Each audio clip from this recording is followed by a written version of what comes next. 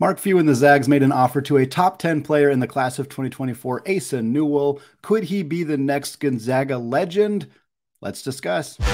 You are Locked On Zags, your daily podcast on the Gonzaga Bulldogs. Part of the Locked On Podcast Network.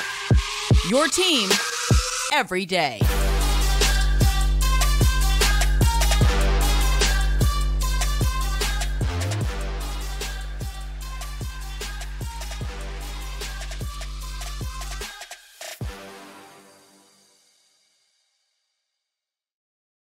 What is going on, y'all? Welcome to the Locked On Zags podcast, part of the Locked On Podcast Network, your team every day. I am your host and longtime Gonzaga podcaster, Andy Patton, here to give you daily reports through another offseason of Gonzaga athletics. Happy Friday, everybody. Happy June. Happy summer weekends. Always the absolute best thing in the Pacific Northwest. We are going to say goodbye to Spokane legend Neil Everett today. He is leaving ESPN after 23 seasons. We're going to do that to close out the show. We're also going to talk about Gonzaga's overall approach to recruiting in the transfer portal era, how that has changed, how that maybe hasn't changed, what we expect from that going forward. Before we do any of that, though, we got to talk about the player Gonzaga has most recently put an offer out to, 2024 five-star prospect Asa Newell. Newell is a 6'9", 205-pound forward from Montverde Academy in Florida. If that school sounds familiar to you, it should. It is one of the premier high school basketball programs in the entire country. It is also where Filip Petrusev ultimately transferred and played his final year, maybe 2 years. I'm not sure exactly how long Petrusev spent at Montverde Academy, but he did play there before, of course, coming to Gonzaga, as well as Andrew Nembhard. Of course, Andrew Nembhard did not come directly from Montverde Academy to Gonzaga. He started at Florida with the Gators before ultimately transferring to Gonzaga. But regardless, this is a program that Gonzaga is familiar with. Newell also credited RJay Barsh, Gonzaga's new assistant coach, took over for Roger Powell. Of course, Powell took the head coach job at Valpo. Very, very happy and excited for him. Barsh has made his name known for Gonzaga fans already, having come over and done some really nice things on the recruiting trail, been helping them on the transfer portal market as well. So really nice to see him be involved in this commitment, or this not commitment yet. Don't want to get too far ahead of ourselves here, but in at least getting an offer out to Newell here. Newell is number 16 currently in the 24/7 Sports class rankings for the class of 2024, but they also do composite rankings at 24/7 Sports. Those composite rankings combine all of the other national scouting rankings out there. They combine On3 and ESPN and Sports Illustrated and various other rankings that exist, and they come out with a composite list. On that composite list, Newell is 9th.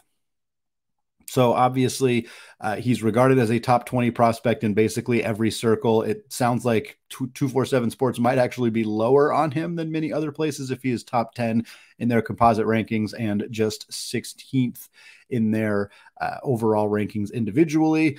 He has a ton of offers already right now. Georgia has offered him, Indiana, Arkansas, and Alabama. They seem to always be out on the recruiting trail for players similar to Gonzaga. Florida is involved here. Todd Golden throwing a commitment, or excuse me, a offer out there as well for Newell. Michigan is one that just was recently picked up for him. He's already done a couple of visits, so he's already kind of been out exploring, looking at some of his options, and for good reason. He's taken visits to both Georgia and Indiana. Those are the two known visits that we have seen for Newell. But again, he's a 2024 kid, so there's some time here. There's some time to do more visits. There's some time to do more exploration. He doesn't have to make a decision right away. It's something that we may not see a decision until well into the next college basketball season. If he wants to wait that long, we might see a commitment from him before the college basketball season, but not for a few months from now. Like the timeline on this stuff is never very easy to determine. Zoom Diallo is a player that Gonzaga has been interested in for a really long time. He has only recently released his final 6, which does include Gonzaga. Very good news for Mark Few's program there, but sometimes it just takes a while, and you can't blame these high school kids for wanting to make sure they get this right, even though, and we'll talk about this more in the second segment, You don't necessarily have to get it right as much as you used to in the past. And I don't think that, in fact, I believe that a quote from Jalen Harrelson, who we spoke about last week on the podcast, he's a 2025 player. So he's probably only 16 or so. And he kind of talked about, hey, I know that the transfer portal exists, but you still want to get your first college decision right. Like you don't want to go somewhere with the intention of eventually transferring away. And I think that that's true, with the exception of, I'm sure there are 3-star guys or even 2-star guys who know that they're good enough to transfer to a mid-major and then transfer up. And I don't think there's anything wrong with that. In fact, we have heard from many media sources that mid-major coaches are kind of pushing that almost in a way of like, hey, come here, go average 18 a game for us, and then maybe you can transfer up and go to a bigger school. And it's not everybody loves that. I get that. I understand that that's not everybody's favorite thing, but by and large, these premier high school talents, they're trying to get it right the first time. They don't want to be a 5-star kid transferring multiple times the way that Efton Reed has already done in his career, the way that many other players have already done. We saw Arterio Morris, one of the top 10 players in the recruiting class last year. He transferred to Texas, or he started at Texas, didn't play much last year, transferred to Kansas. There's a handful of other players in similar boats as well. But for Gonzaga, this is a player that we haven't really seen all of who he is yet. And the fact that he's already ranked in the top 15, top 10 in many places in his class is very exciting. I want to read you a quote here from an SB Live article about Asa Newell. It talked about him as a riser, somebody who is going to continue to rise up the ranks. Again, he is already pretty darn high on these ranks, but the 6'9" forward has some more growth to do. I'm going to read this direct quote here from this article at SB Live about Newell. Quote, "Only at Montverde Academy could a player ranked in the top 15 nationally in his class be considered a breakout candidate for next season. Newell came off the bench this year for the #1 ranked team in the country, but he consistently impacted the game in limited minutes with strong play in the paint. In 12 NIBC contests, the 6'9" junior finished 7th on the team in scoring and rebounding with 5.5 points and 2.4 boards per game." So basically, we haven't seen a fully unleashed Asa Newell yet. We haven't seen the best version of who he can be. But if you're looking to be a big man in college basketball and you want to play with your back to the basket, you want to score around the rim, you want to do that, Gonzaga is the place to go. Drew Timme is one of the most prolific college basketball players of all time, and he did it primarily with his back to the basket. We saw him start turning and facing a little bit more last year. Certainly the three-point shot materialized at times last year, but it was never a big part of his offensive game. Graham Ike is probably going to be a similar player this year at Gonzaga.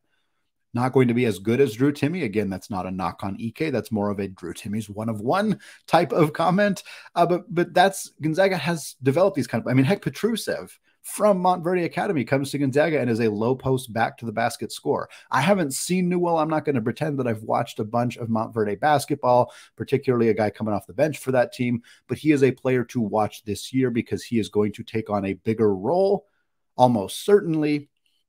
And that's when we're going to get a sense of who is this player? What is he capable of being when he's not limited to a bench role? What is he capable of being when he's got the ball in his hands more? Because if Gonzaga's looking at a guy who's a top 10 prospect in the class of 2024, they're not looking at him as a bench option. They're looking at him as a guy to come. Maybe he doesn't start right away. That's okay. But maybe they bring him in to eventually be a guy who is their leading scorer, is their focal point offensively. We'll have to see more from him to kind of get a better sense of who he is, what he's capable of being, but it is an intriguing player to already have an offer out from Gonzaga. He is now one of 3 players in the class of 2024 that has an offer from Gonzaga right now. Zoom Diallo from Tacoma, from Curtis High School, now at Prolific Prep in Washington. Again, he's down to 6 programs, including Gonzaga, as well as Florida State, Kansas, Arizona, USC, and Washington. The other player that Gonzaga has offered in the class of 2024 is Chase McCarty.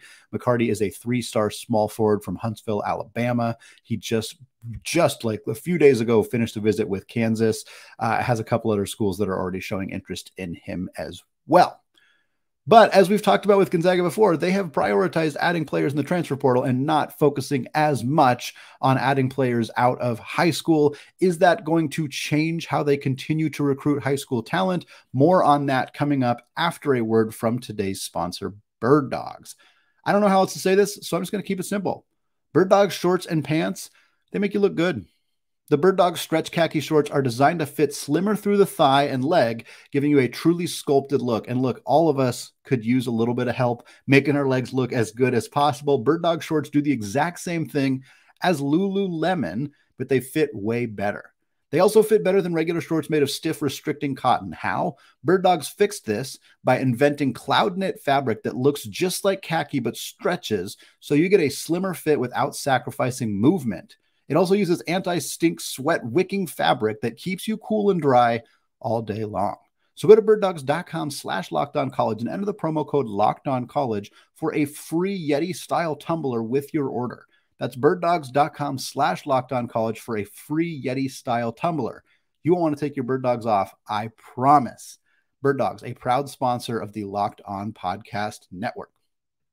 Folks, I want to thank all of you for making Locked On Zags your first listen or your first watch of the day here on a Friday late morning afternoon, as many of you are checking out the show now. We got some fantastic stuff coming your way next week. I got a couple guests lined up that I'm very excited about, that I know that you're going to be very excited about as well. We're also going to continue to keep up on the NBA draft as we get closer and closer to finding out where Julian Strother and Drew Timme are going to play basketball next season. We're going to continue to look at Gonzaga's roster. Are there going to be movement? Is there going to be adjustments? What's going to happen with that? We'll look at other sports as well, women's basketball. We'll look at baseball finishing up their season, or as they finished up their season. All of that stuff coming up on what should be a very fun month of June here on the Locked On Zags podcast.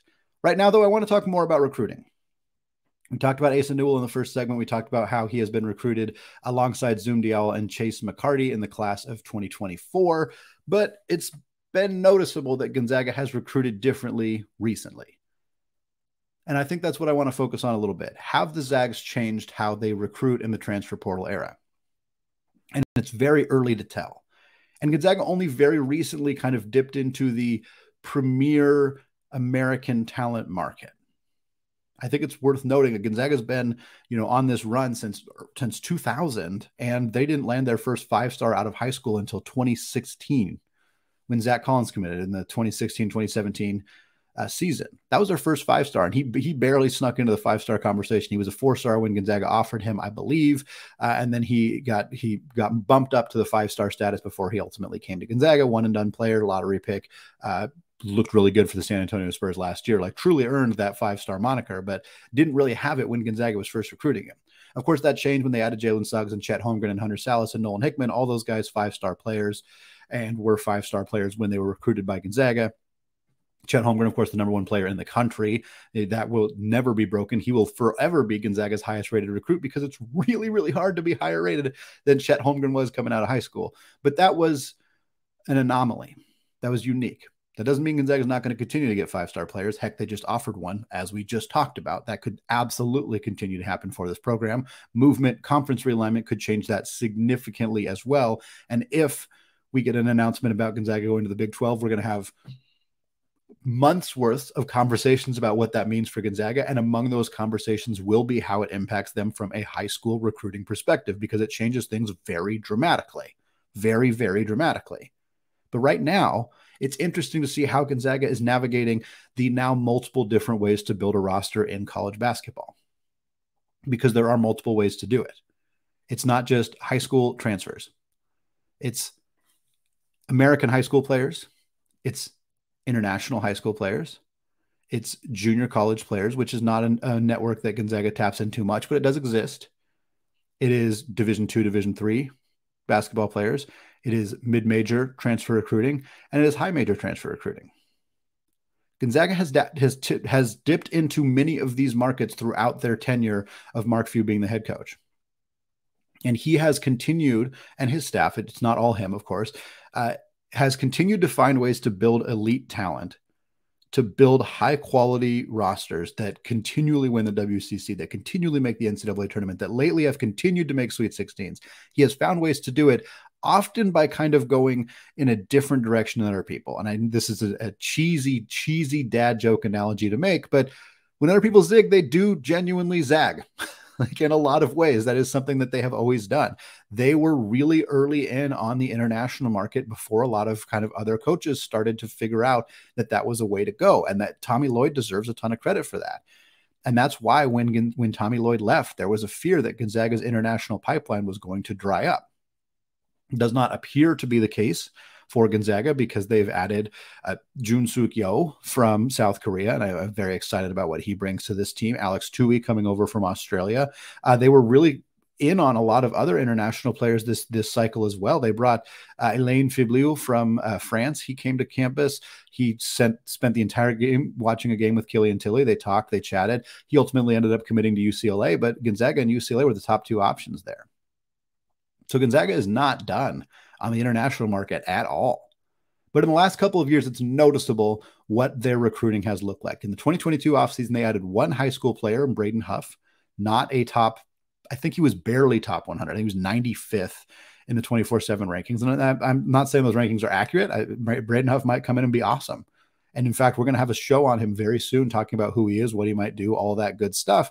But that was the only high school player they added in that cycle. They added two players from the transfer portal in Efton Reed and Malachi Smith. That offseason was kind of wonky because they didn't know what was going to happen with Bolton or with Strother or with Timmy. And I think it kind of altered some of their plans and kind of put them in a spot where it was a little bit harder to make some of the additions they maybe thought they were going to make. The 2023 offseason, so far, maybe not done, but so far they've added one high school player from America, Dusty Stromer, two international players in Yo and Tui, as we talked about, and then three players from the transfer portal in Steele Venters, Ryan Nembhard, and Graham Ike.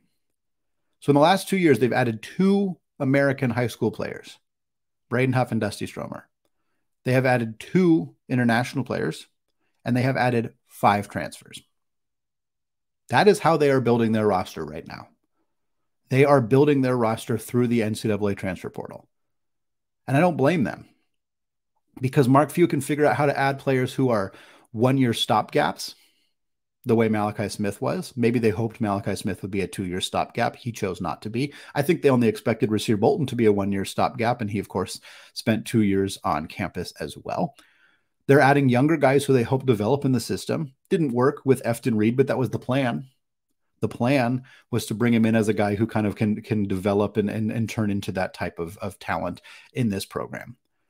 So you have different ways you can build in the portal. You can add guys from smaller schools and hope that they can step into different roles like Malachi Smith, brought in being the guy who played 36 minutes per game at Chattanooga, and he comes off the bench. You can also bring in guys to just be dominant stars right away if you need them to be. Brian Nembhard is going to be a dominant star for Gonzaga right away. Andrew Nembhard more or less was. He kind of played second fiddle to Jalen Suggs in his first year, but it was only because he found out he was eligible 5 days before the season started. The original plan was for him to sit out that year and then be a dominant star the next year. He was a really good player and then a dominant star the next year for Gonzaga on that team with Chet Holmgren, Andrew Timme, and everybody. So Gonzaga has figured out that they can build this way. And of course, the NIL era is going to continue to change that. Certain players are maybe not going to consider Gonzaga because of that. Those are players who might not have considered Gonzaga regardless anyway. I think there's also a bit of an overblown conversation about, Gonzaga's not going to be able to pay certain players. They're not going to be able to afford certain players. Gonzaga's going to be able to afford who they want to afford. I think that's the simplest way to put it. Gonzaga wanted Ryan Nembhard. They landed Ryan Nembhard. They landed him over Arizona. Did they pay him more money? I don't know. I don't know the figures there. I don't know what Arizona offered. I don't know what Gonzaga offered, but they landed him, which either means he didn't care as much about the money, or he did get more money, or it was a negligible difference and he chose to go to the program that turned his brother into a all-NBA caliber or all-rookie caliber point guard in the NBA. Who knows? But it's interesting to see how Gonzaga is continuing to build their roster because we saw this uptick right before kind of the transfer portal era really opened up and everything. We saw this uptick in Gonzaga recruiting high school talent out of the States, something that we hadn't necessarily seen from them before. They obviously landed very good players from the United States in previous years, extraordinarily good, but they were often players who developed within the system. Adam Morrison wasn't a highly ranked player out of Meade High School in Spokane. He wasn't. Derek Rivio wasn't a highly ranked player in the United States. Jeremy Pargo, Dimitri Goodson, Gary Bell. Those guys weren't Stephen Gray, Matt Bolden. Matt Bolden was a decently high-ranked prospect. Josh Perkins, decently high-ranked prospect. Not 5 stars, but good ranked prospects. Corey Kispert was outside the top 100. Like these guys were very, very good Gonzaga basketball players. Many of them became NBA players, but they were not super highly rated high school players. Of course, Gonzaga's international pipeline has been extraordinarily strong forever. Roni Turioff, Kevin Pangos, Rob Sacre, Killian Tilly, Rui Hachimura, Domantas Sabonis, Shemet Karnowski. The list goes on and on and on and on. That has been a huge part of who Gonzaga is, and it's not going away. And in fact, I think it's possible Gonzaga kind of continues to tap into that market a little bit more as teams start to focus more on trying to add all of their talent through the transfer portal. I wouldn't be surprised to see Gonzaga continuing to look internationally for a couple of reasons. One, I think Gonzaga has found that this has always worked for them. It has worked for them. I mean, they've had misses, and I hate to say it because I love this young man, but there was more expectations that Martynas Harlauskas would turn into a bigger contributor for Gonzaga than he ever did. He ended up being an exceptional teammate, an exceptional friend, a very fun person to have in the program, but he never really played, and I don't think they brought him here with that in mind. That's just what happened. Pavel Zakharov didn't last very long, and he was a pretty highly ranked prospect. Sometimes guys internationally don't work, but for Gonzaga, their hit rate is really high, really high. And I don't think that's going to change. And I think that there is maybe an element of being able to bring those guys in and expect that they're more willing to develop in the system. You know what I mean? You're less likely to transfer after 1 year if you're still learning kind of the culture, still learning the ins and outs of college in America, still learning just the Mark Few system and all that. I think players are more likely to stick it out. And I don't think Mark Few is viewing it necessarily that way, but I think that it is a benefit of bringing guys in and knowing that this is somebody, because Mark Few, one of the best things this program does is develop talent over a couple of year period of time. They're exceptional at it. You don't need all the stories. Joel Iai, Rui Hachimura, Domantas Sabonis, Shemet Karnowski. The development that those guys had from year one to year whenever they finished was exceptional. For Sabonis, it was 2 years. For Shemet, it was 5. But the development is always there. And if Gonzaga can continue to tap into that market, continue to have those pipelines open, continue to find players like Yo and Tui who are going to be on similar progressions, why wouldn't you keep doing that?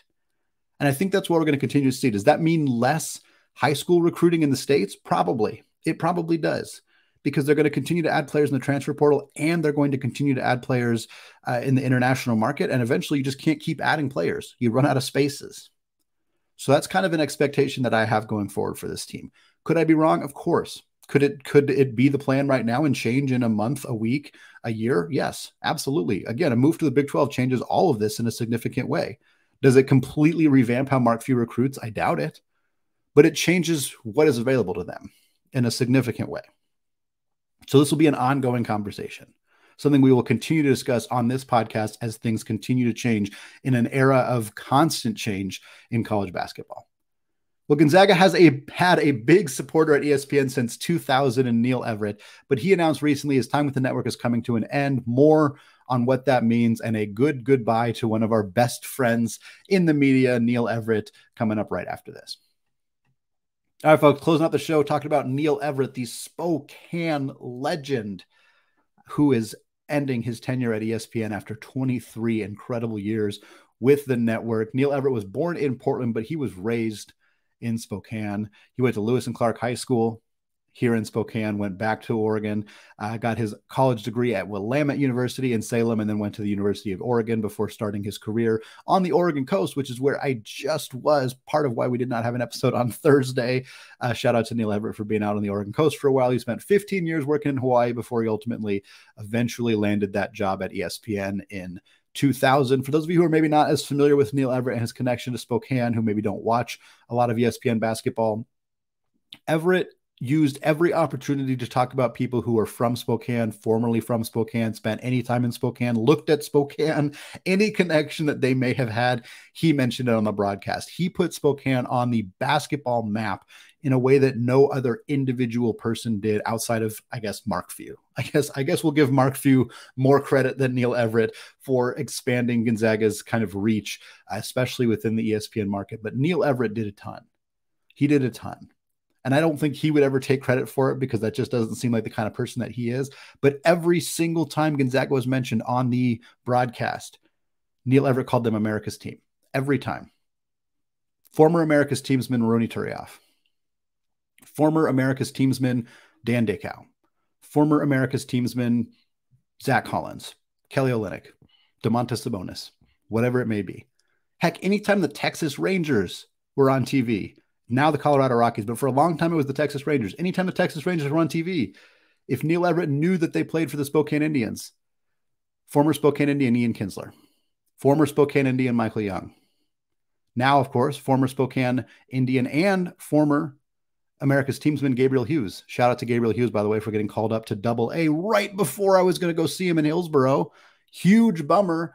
He was going to pitch 10 minutes from my house. 10 minutes from my house against the Hillsboro Hops. Got called up that day.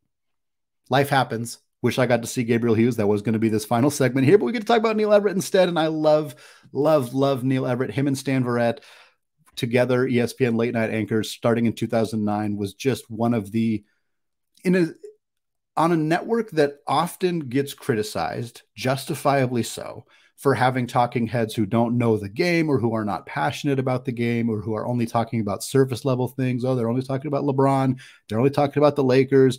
They don't even know how to talk about the Denver Nuggets. That's been the narrative we've seen lately. And I don't disagree with most of that narrative. I really don't disagree with any of it. But Neil Everett shined.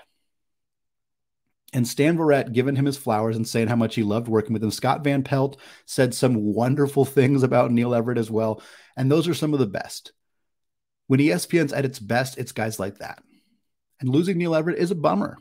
It's a bummer. He worked for the Portland Trail Blazers, by the way, and he's hoping to have his role increased with the Portland Trail Blazers after this move. So it's not all bad by any stretch of the imagination. Many of you out there are Portland Trail Blazers fans. Neil Everett doing more with the Blazers, objectively good thing. Nothing wrong with that. I think it's poetic that Neil Everett started his ESPN career in 2000 because we talked about how he helped raise the bar, elevate Gonzaga in a way just by talking about them on ESPN whenever he could. Mostly kind of cheesy ways, joking ways. Former America's teamsman when talking about Rony Turiaf is just kind of funny, not necessarily super serious. But it happened the same year.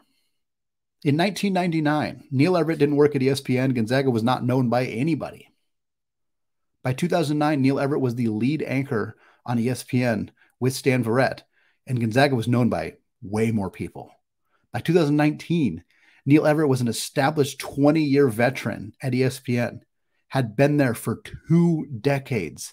Anybody who watched sports knew who Neil Everett was. Likewise, Gonzaga had been in the NCAA tournament for 2 straight decades. They had been doing the dang thing forever. They were starting to get 5-star talent. They were starting to show up in those commercials. They were starting to show up in conference realignment conversations. Gonzaga had made it. They were squarely on the map. So was Neil Everett. I think that's beautiful. Maybe that's a little cheesy. Maybe it's just, it's entirely coincidental. Not maybe. It isn't 100% a coincidence that those 2 things happen to happen at the same exact time. But it put Spokane on the map in a sports world in a way that they hadn't really been before. They've had really talented athletes prior to 1999. John Stockton, of course, came from Spokane. Ryan Sandberg, Hall of Famer for the Chicago Cubs. He's from there. Mark Ripien was from there as well, a Super Bowl winning quarterback. Like, they've had premier talent come out of the city of Spokane.